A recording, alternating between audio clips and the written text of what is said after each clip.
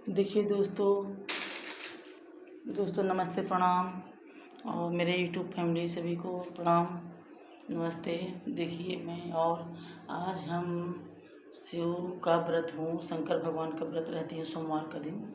तो देखिए मैं भी जा रही हूँ अब किताब पढ़ने। तो आप लोग सुनिएगा कैसा लगा किताब पढ़ना मुझे। और देखिए आप लोग, ये मैं भोलेनाथ का पूजा करती हूँ। देखिए मेरे शंकर जी का है, देखिए आप लोग। तो हम चल रहे हैं, अब चल रहे हैं किताब पढ़ने, पूजा करने चल रही हूँ। सभी लोग देखिएगा।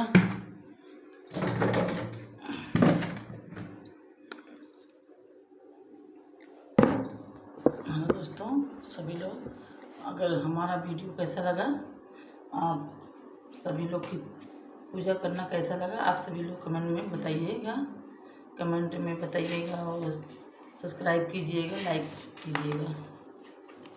बहुत धन्यवाद। हर हर महादेव। जय भोलेनाथ, जय भोलेनाथ की हर हर महादेव।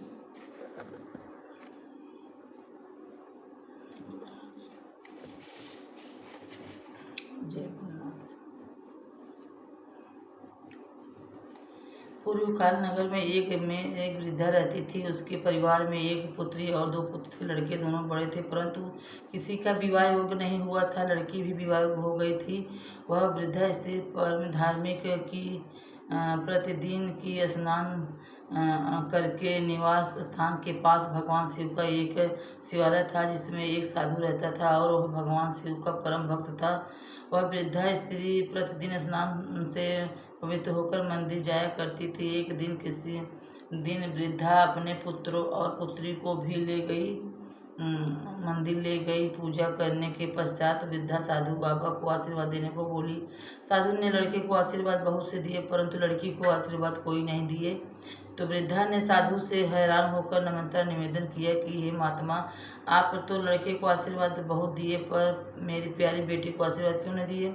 साधु ने कहा, मैं इस बच्ची को आशीर्वाद नहीं दे सकता, क्योंकि इसके भाग्य में सुख का सुख नहीं है। इस पर वृद्धा नारी बोली, हे बाबा, इसका कोई उपाय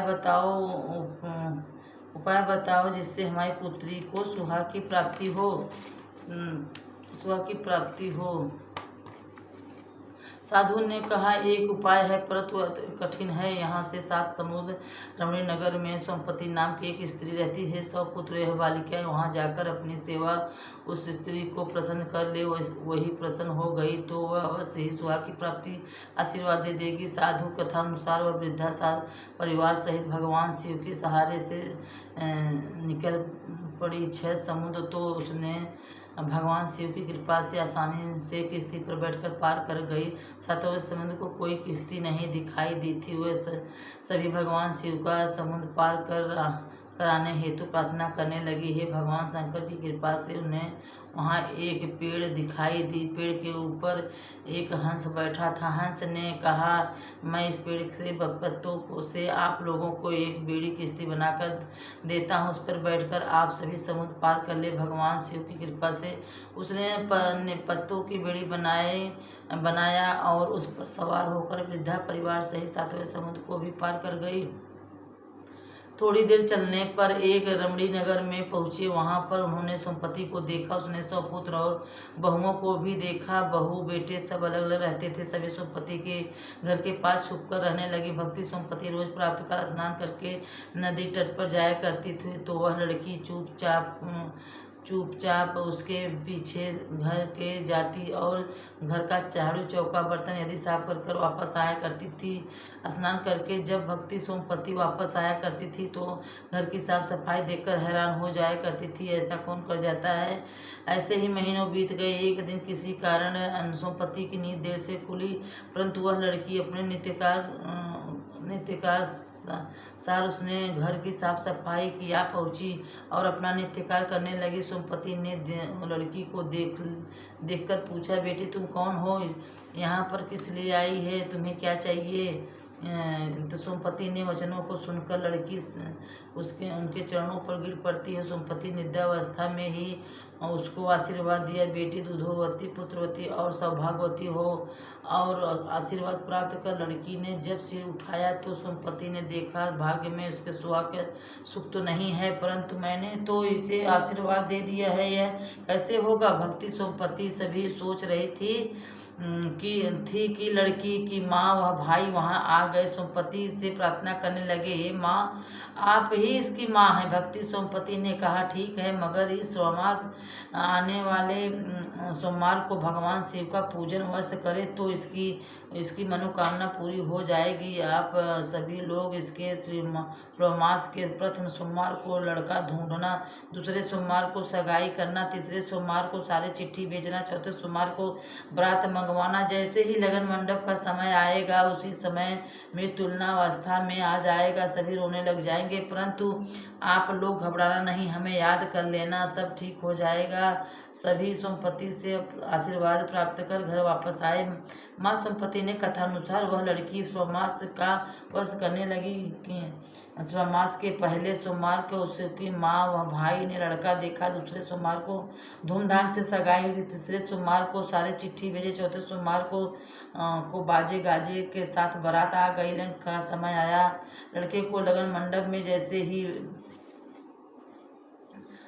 ही मंडप में आसन पर बैठेगा और मुँह तुलनावस्था में आ जाएगा। लड़की के रिश्तेदारी में कोहरा मच गया और वहाँ सब रोने लग गए। लड़की मन ही मन भगवान शंकर और पार्वती को याद करने लगी, हे भोले बाबा, कृपा आप सुहाग को जिंदा करो।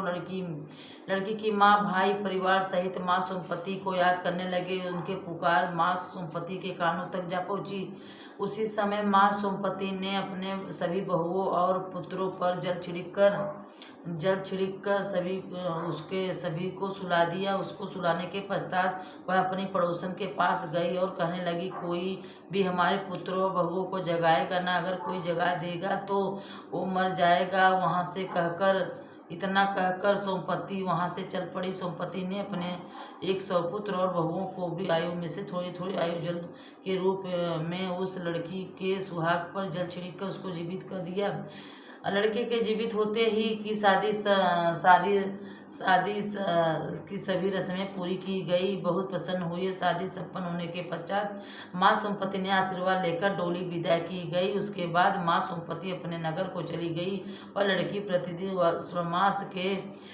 सोमवार का व्रत करने लगी। उसके परिवार में किसी परंतु की कमी ना रह गई। सुखी पूर्वक जीवित व्यतीत करने लगे। भगवान शिव ने जिस तरह लड़की के सुहाग को जिंदा किया, उसी प्रकार भगवान शिव कृपा से सबका भला हो। भगवान शिव सबका मनोरथ पूर्ण करे। जय भोलेनाथ। कैसा लगा सभी लोग मेरे यूट्यूब फैमिली? आप सभी लोग बताइए कमेंट करके कि